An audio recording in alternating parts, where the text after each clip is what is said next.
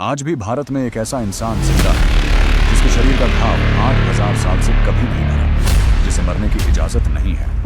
वह वही योद्धा है जिसने महाभारत का युद्ध अंत तक देखा, जिसने भीष्म पितामह को शरशैया पर गिरते देखा और जिसने भगवान श्री कृष्ण का विराट रूप अपनी आंखों से देखा। लेकिन इस कहानी का सबसे खतरनाक हिस्सा युद्ध के बाद शुरू होता है। उस रात वह चुपके से पांडवों के शिविर में घुसा और अंधेरे और क्रोध में उसने उन लोगों को मार दिया जिन्हें वह मारना चाहता ही नहीं था। और बस यहीं से शुरू हुई उसकी सजा, एक ऐसा श्राप जिसके बाद 8,000 साल बीत गए, लेकिन वह आज भी मर नहीं सकता। आखिर कौन है वह और क्यों वह आज भी इस धरती पर भटक रहा है? पूरी सच्चाई जानने के लिए वीडियो अंत तक जरूर देखना। यहां आज भी 8,000 वर्षों से छिपकर जी रहा है एक ऐसा योद्धा जिसे न समय हरा सका और न ही मृत्यु छू सकी। एक ऐसा योद्धा जिसने महाभारत का युद्ध अंत तक देखा, जिसने भीष्म पितामह को शरशैया पर लेटे हुए देखा, जिसने भगवान श्री कृष्ण के विराट रूप का साक्षात दर्शन किया और जिसने इतिहास के सबसे भयानक विनाश को अपनी आंखों के सामने घटित होते हुए महसूस किया। लेकिन सबसे बड़ा रहस्य यह है कि वह आज भी इस धरती पर कहीं जीवित है।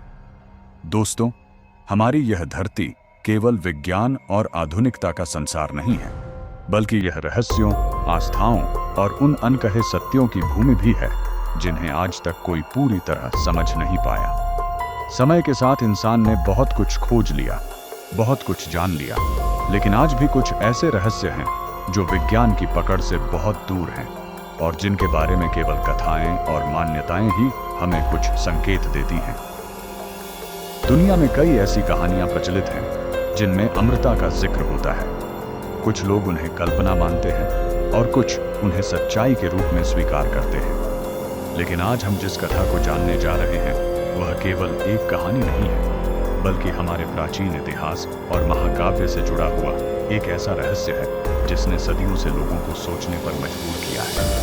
यह कहानी है उस योद्धा की जो महाभारत के युद्ध का साक्षी था, जिसने अपने जीवन में ऐसी घटनाएं देखी जिन्हें सुनकर ही रोंगटे खड़े हो जाते हैं और जिसे एक ऐसा श्राप मिला जिसने उसे अमर तो बना दिया, लेकिन शांति से हमेशा के लिए वंचित कर दिया।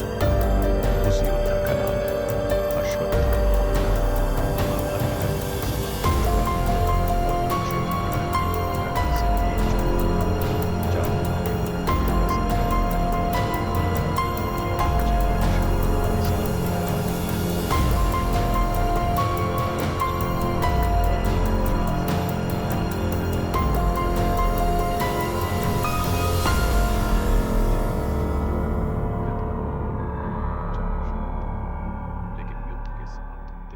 अश्वत्थामा के जीवन में एक ऐसा मोड़ है जिसने उसे बदल दिया।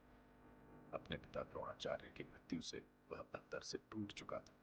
उसके मन में क्रोध, पीड़ा और प्रतिशोध की आग जल रही थी। उसी क्रोध में उसने एक ऐसा निर्णय लिया जिसने इतिहास को एक नया मोड़ दे दिया। एक रात जब पांडवों की सेना युद्ध की थकान के बाद गहरी नींद में थी, अश्वत्थामा ने उनके शिविर पर हमला कर दिया। उस हमले में उसने किसी को नहीं बख्शा और निर्दोषों का भी वध कर दिया। यह वही क्षण था जिसने उसके भाग्य को पूरी तरह बदल दिया। उसके इस कर्म से क्रोधित होकर भगवान श्री कृष्ण ने उसे एक भयंकर श्राप दिया। यह श्राप केवल दंड नहीं था, बल्कि एक ऐसी सजा थी जो किसी भी मृत्यु से कहीं अधिक कठिन थी। श्री कृष्ण ने उसे श्राप दिया कि वह 8,000 वर्षों तक इस पृथ्वी पर भटकता रहेगा। उसके शरीर के घाव कभी नहीं भरेंगे और उसे न मृत्यु मिलेगी और न ही शांति। वह जीवित रहेगा, लेकिन हर क्षण पीड़ा के साथ। उस दिन से अश्वत्थामा एक जीवित किंवदंती बन गया।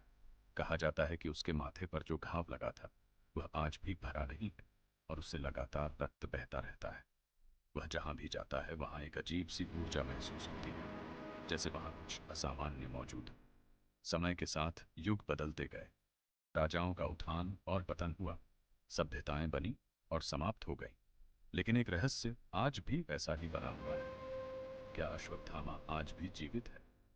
हिमालय की ऊंची और दुर्गम चोटियों में, घने जंगलों के बीच और उन स्थानों पर जहां आज भी इंसान का पहुंचना आसान नहीं है, कई बार लोगों ने एक रहस्यमयी व्यक्ति को देखने का दावा किया है।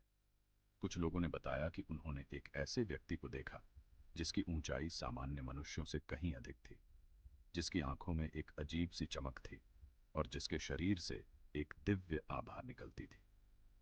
कई बार यह भी कहा गया कि वह व्यक्ति अचानक प्रकट होता है और फिर अचानक ही गायब हो जाता है, जैसे वह इस दुनिया का हिस्सा होते हुए भी इस दुनिया से परे हो। यह घटनाएं केवल एक बार नहीं बल्कि कई बार अलग अलग लोगों के द्वारा बताई गई हैं, जिससे यह रहस्य और भी गहरा हो जाता है। कई साधु संतों और तपस्वियों का मानना है कि यह कोई साधारण मनुष्य नहीं बल्कि वही अमर योद्धा अश्वत्थामा है, जो आज भी अपने श्राप को भुगत रहा है। कहा जाता है कि वह अक्सर मंदिरों और पवित्र स्थानों के आसपास देखा जाता है, जहां वह चुपचाप आता है और बिना किसी को बताए चला जाता है। कुछ मान्यताओं के अनुसार वह भगवान शिव की आराधना करता है और अपने पापों से मुक्ति पाने की प्रार्थना करता है। यह भी कहा जाता है कि वह कभी कभी इंसानों के बीच आता है, लेकिन अपनी पहचान छिपाकर, और केवल वही लोग उसे देख पाते हैं जिनका मन और आस्था पूर्ण रूप से शुद्ध होती है। विज्ञान इन बातों को स्वीकार नहीं करता और इसे केवल एक मिथक मानता है, लेकिन कुछ घटनाएं ऐसी होती हैं जिन्हें विज्ञान भी पूरी तरह समझ नहीं पाता। हिमालय के कुछ क्षेत्रों में आज भी ऐसे स्थान मौजूद हैं जहां आधुनिक तकनीक काम करना बंद कर देती है और वहां एक अजीब सी ऊर्जा महसूस होती है। लोग कहते हैं कि यह ऊर्जा किसी प्राचीन शक्ति का संकेत हो सकती है, जबकि कुछ लोग इसे केवल एक प्राकृतिक घटना मानते हैं। लेकिन सच क्या है, यह आज भी एक रहस्य बना हुआ है। यदि हम इस कहानी को गहराई से समझने की कोशिश करें तो हमें यह एहसास होता है कि अमृता हमेशा वरदान नहीं होती। कभी कभी यह सबसे बड़ा श्राप भी बन जाती है। अश्वत्थामा इसका सबसे बड़ा उदाहरण है। उसे जीवन मिला, लेकिन वह जीवन शांति और सुख से खाली था। कल्पना कीजिए कि कोई व्यक्ति 8000 वर्षों से जीवित हो और उसने इस दुनिया में होने वाले हर बदलाव को देखा हो। उसने साम्राज्यों को बनते और टूटते देखा हो। वह खुद उसी पीड़ा में बंधा हुआ हो। यह सोचकर ही मन विचलित हो जाता है। शायद यही कारण है कि अश्वत्थामा की कहानी केवल एक कथा नहीं है, बल्कि एक गहरा संदेश भी है। आज भी जब कोई व्यक्ति हिमालय की ऊंची चोटियों की ओर देखता है तो उसके मन में एक सवाल जरूर उठता है कि क्या वहां कोई है जो हजारों वर्षों से जाग रहा है? क्या कोई ऐसा है जो समय से परे है और जो आज भी इस दुनिया को देख रहा है? और अगर सच में ऐसा कोई है तो क्या वह अश्वत्थामा है? यह रहस्य शायद कभी पूरी तरह सामने ना आए, लेकिन इसकी गूंज आज भी हमारे बीच मौजूद है। यह कहानी आज भी लोगों को सोचने पर मजबूर करती है और उनके मन में एक अनजाना डर और जिज्ञासा पैदा करती है।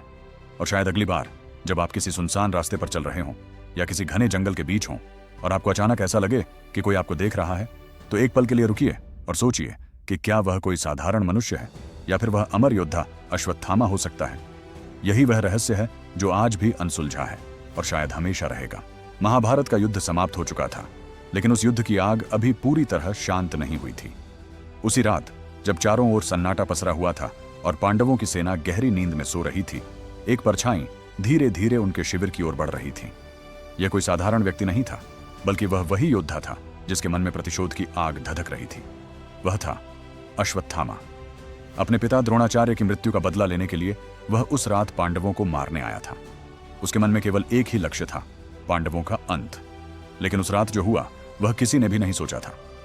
अंधेरे और क्रोध में डूबा हुआ अश्वत्थामा यह पहचान ही नहीं पाया कि वह जिन पर हमला कर रहा है वे पांडव नहीं थे।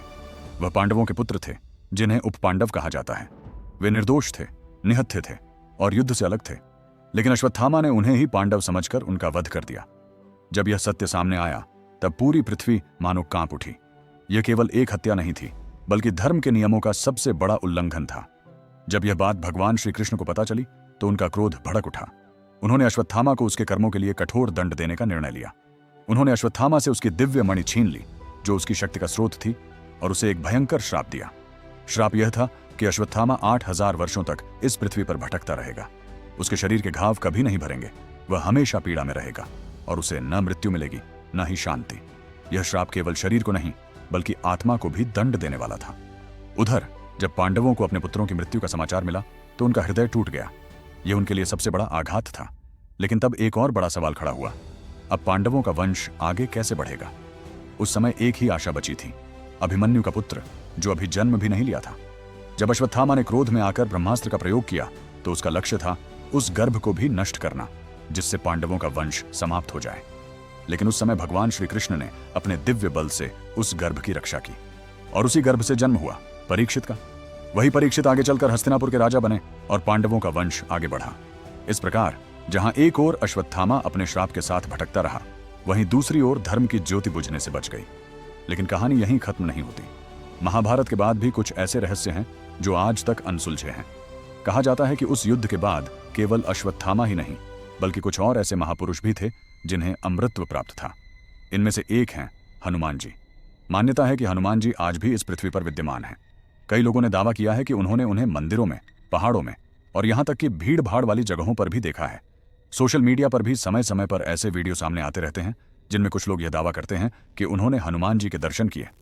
अब सवाल यह उठता है, क्या सच में ये सभी अमर शक्तियां आज भी हमारे बीच मौजूद हैं? क्या अश्वत्थामा आज भी कहीं भटक रहा है? क्या हनुमान जी आज भी हर जगह उपस्थित हैं?